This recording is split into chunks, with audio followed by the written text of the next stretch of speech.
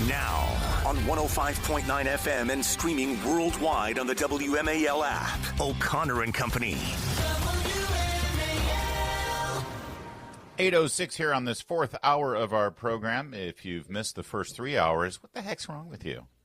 All right, fine. No judging here, but you could at least subscribe to the podcast so you don't miss anything. Yeah, of course. Churn it out there for you so you can zip through our show. We've had plenty to say up till now, and we've got plenty more to say in this final hour.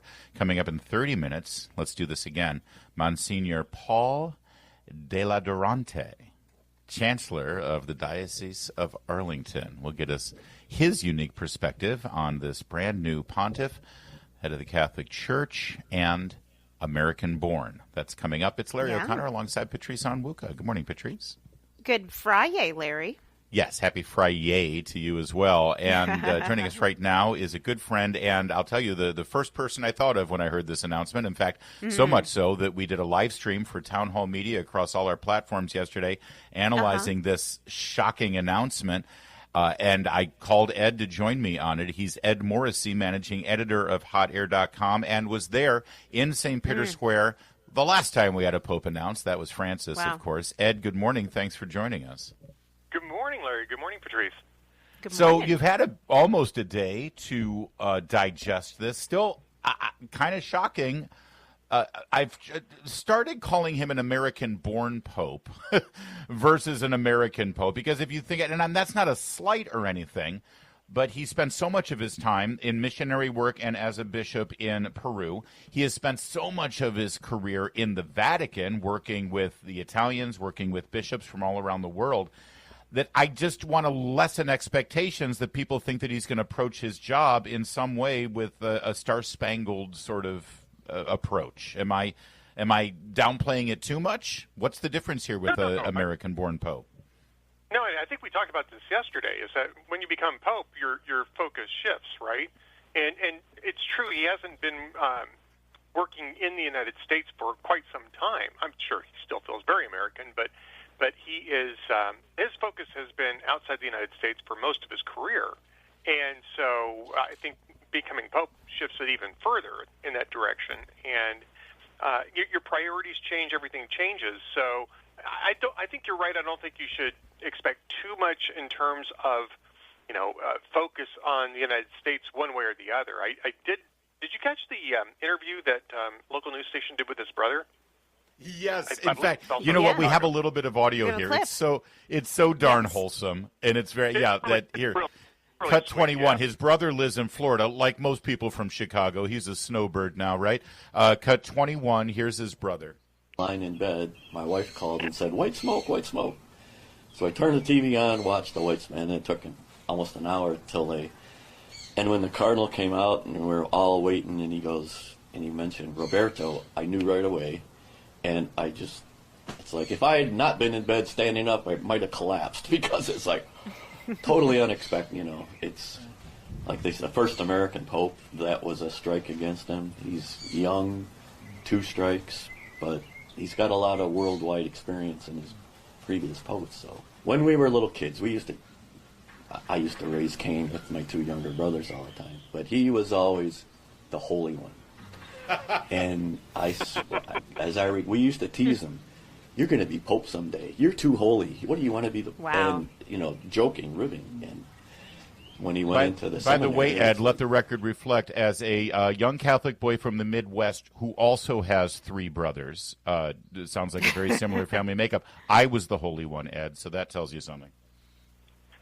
Well, obviously, nobody in your family could become pope, I guess, is what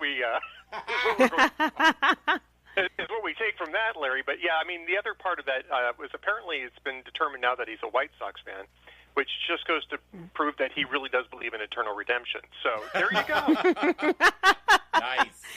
Well, I think, Ed, I've joined many people of the faith. I'm Protestant, but, I still look at the Pope as, a leader a spiritual leader who sets a lot of guidance for many people. And certainly he seems to want to embrace this idea of bringing as many people to the table or into the faith as possible. Do we have any sense of where his priority would be? Would it be on, I use the word social justice really carefully, but getting more involved in politics and global affairs from a political perspective, or really focusing more on the faith and seeing the faith continue to rapidly, be spread across the world? I mean, in the Americas, in Africa, and places where it's fast growing. The Catholic faith is fast growing.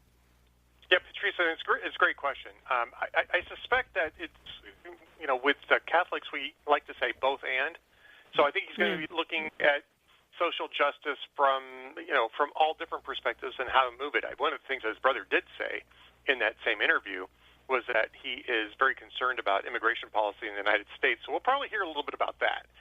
And in fact, we already did. It was, I think, 2 months ago, maybe 3 months ago. It was in early February where he got on Twitter, while he was still cardinal, to sort of rebuke J.D. Vance and what J.D. Vance had to say about Catholic teaching on immigration. And so, I suspect that, like most popes, he's going to get into that with not just the United States, but with other countries as well. They're the way that they primarily focus on the poor and the migrants. And I think that has been his focus for most of his life as an ordained priest and then bishop and then at the Vatican as well.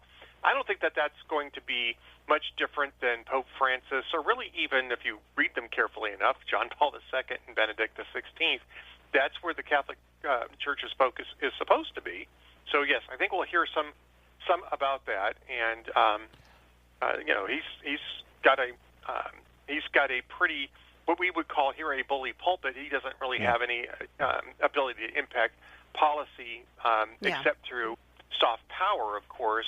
But I don't think he's going to be shy about that. It may not be his first focus. His first focus might just be cleaning up the Vatican and some of the internal financial issues that they still have there. That's been going on for decades. Yeah. And then I think also after that, the primary focus looking outward would probably be Africa, where there's martyrdoms that are occurring, real martyrdoms. Yes. Blood martyrdom that is occurring on a daily basis there. And to your point, Patrice, not just with Catholics, but with all of the Christians in Africa, because the Catholic Church, of course, sees its responsibility to protect, all Christians, not just Catholics. So, yes.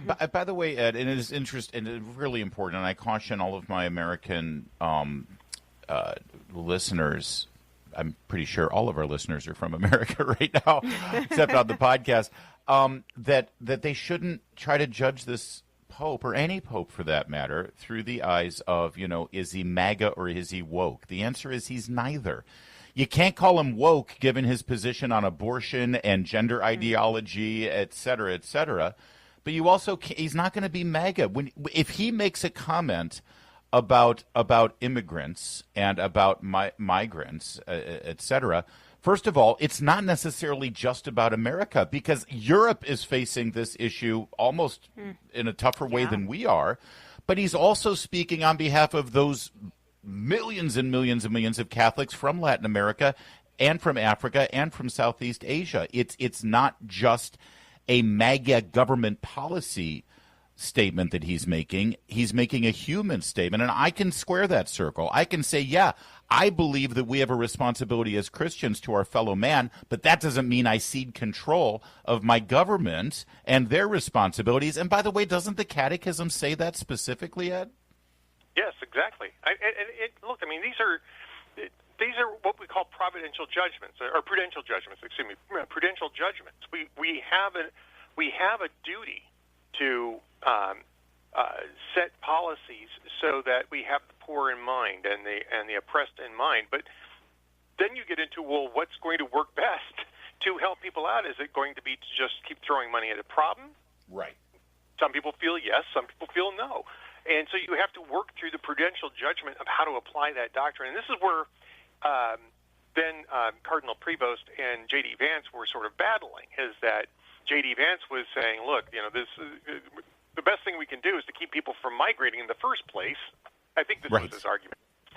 Because they face a face a lot of danger, and we need to remove the incentives for that.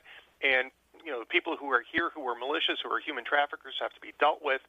And I guess, and again, I'm kind of reverse engineering this argument that erupted on Twitter, which is always dangerous. And I guess J.D. Vance was saying that that was what the Gospels would say, and Cardinal Prevost says that's not what the Gospels say at all. And so then you get into the argument of how to apply prudential judgment in light of the Gospels. Well, that's an argument that even the Vatican has, right? Yeah, I mean, those are the types of things and that's the reason why some things belong in the realm, especially in democracy. Some things belong in the realm of legislatures and elected officials who represent people, rather than just simply trying to apply things, apply a single teaching to an extremely complicated series of factors. Yeah, and by the way, these are similar debates that have been going on. Read some of the letters that St. Augustine and St. Jerome had, and some of the other debates that were going about. There's nothing new here under the sun. I'm hopeful, I'm optimistic, I'm open-minded. Let's give him 48 hours, everybody, okay? Ed Morrissey, Thank you, Ed. for joining us. Right? His first Mass, Pope, his installation Mass will be May 18th. So let's give him to May 18th. That's his honeymoon. Got it. There you go. Thank you, Ed.